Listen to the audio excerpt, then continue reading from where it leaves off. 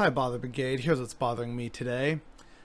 I've been seeing a lot of people across social media kind of asking the same question. It tends to be a lot of, let's just face it, liberal people who don't fully understand the police state. And so this video is arguably for them. And to also hopefully begin to, I know a lot of you will already know this as part of why you're here on this channel following me, your friendly neighborhood anarchist. But the core problem, right, in terms of a lot of people being disconnected from why are the police response in Ottawa so different from the police response at the Ambassador Bridge?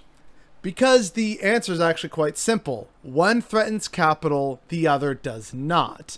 That's why in the wake of the Windsor Bridge being blocked off, there was almost immediate action from the police and in terms of as far as legislative powers and injunctions in the judicial branches go, fairly immediate action on the Ambassador Bridge in Windsor because, as people have pointed out, that's a major point of economic activity for not just Ontario, but Canada in general. And so that's why it was, okay, nope, we got to get this under control. Michigan offered to send tow trucks. Doug Ford declared a state of emergency. Canada started working with Joe Biden, in a federal sphere. That's why, because, now they're doing something that threatens capital. What's happening in downtown Ottawa? Sorry to say, but that doesn't threaten capital. It may threaten the integrity of the state. It threatens democracy and legitimacy. Those are all things we've talked about before, and we're going to talk about again as people still refuse to kind of realize this and talk about this. And that's, shame on the news for not just using those talking points all the time. But we're going to come back to that. But the core point here, when people are saying, with rightful frustration, why such a different response? Ottawa's a bigger city. What's going on? One threatens capital, the other does not. By blocking the Ambassador Bridge, they are taking millions upon millions of dollars out of everyday transactions by holding that bridge hostage. Whereas in Ottawa, it's okay, well, it kind of sucks for the people of Ottawa, but that doesn't threaten the capitalist system. It's not like the stock market is run from the halls of Parliament, right? It's just their interests. But thanks to all this technology we have, you can still just get on a phone call and, now we have Zoom meetings and everything. So it's oh yeah, no, that's fine for capital, right? So long as you don't disrupt the status quo, it's going to be fine. Which is why the police in Ottawa are just oh, geez, man, I don't know. And yeah, okay, whatever. Meanwhile, in Windsor, it's okay, no, this has to be cleared up right now because it's costing millions of dollars, in the capitalist sense for the economy, whereas the cost of $800,000+ a day for police services in Ottawa, that's going to just be kind of more of a localized budgeting problem. It doesn't impact capital and the stock market and economic activity, at least in a grand scheme of things, right? That's why there is that disconnect, which is why it's all the more important for people, whether they're on the left or the right or in the center and they call themselves liberals or progressives or whatever. The core point here is, if you're wondering about why there's such a different response, it's because one protest is affecting the flow of money, the other is not. And that's also why when we saw the G20 protests in Toronto, massive police response, because the G20 is kind of like a giant economic who's who to figure out closer economic integration and supporting the stability and power of the 20 richest and most economically successful nations on Earth. So, protesting against that threatens the status quo. Blocking off the Ambassador Bridge threatens the status quo. Indigenous people fighting against pipelines, that upsets the status quo.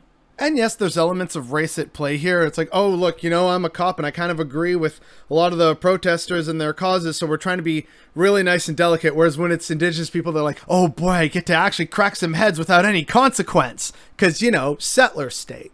So yeah, there are elements of racism at play with regards to that in terms of demographics of, oh yeah, well, these are my people, so I can easily have some more understanding for them. The poor, disaffected, straight white man, right? He's had it so hard for so fucking long.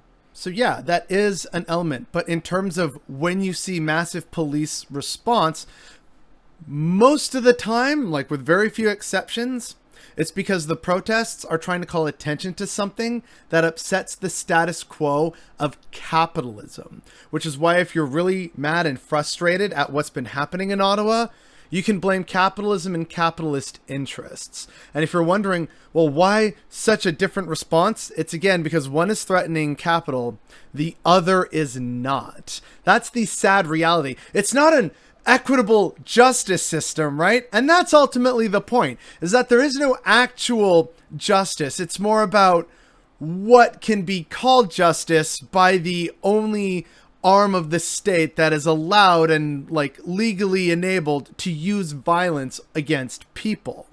That's all policing is. The only thing police serve and protect are the state and its interests and the interests of the ruling class and the wealthy. That's it. They don't actually care about communities. They care about preserving the status quo, which is why you're seeing spectacular police failures. And it's part of why people want to defund the police so that that happens less, because as people are seeing and understanding a little more clearly now that it's affecting, you know, their white communities and other communities, they're seeing, oh, wait, the police don't have an even-handed approach to many things. What's going on here? Welcome to the burgeoning of your class realization and the fact that the system's fucked. And maybe some people watching who are new here or are new to this concept might be thinking, wait, actually, like, no, there's no way that can be the actual case. But like, just start taking a look back at major protests that had massive police response and you'll see the connection. Sure, it's not, you know, 100% of the time, but it's like 95% of the time. That's when the police break out the big guns, is when something threatens the interests of the capitalist class. And, you know, I know that's kind of a horrifying revelation for some people, but that's the grim reality of the current system, the system that we've been voting for and upholding for decades at this point. And unfortunately, a lot of people still haven't realized it, and they may not even realize it still to this day. And that's very concerning. It should concern a lot of us. It's a deeply disturbing thing that people are not still refusing, basically, to wake up to the reality that the police do not serve and protect their communities. They serve and protect capital. And yet people still aren't saying things like ACAB and defund the police when they absolutely should be. And the fact that it's taken until now for it to personally affect people, for them to wake up to this reality and begin coming to our side, I think that's what's bothering me today.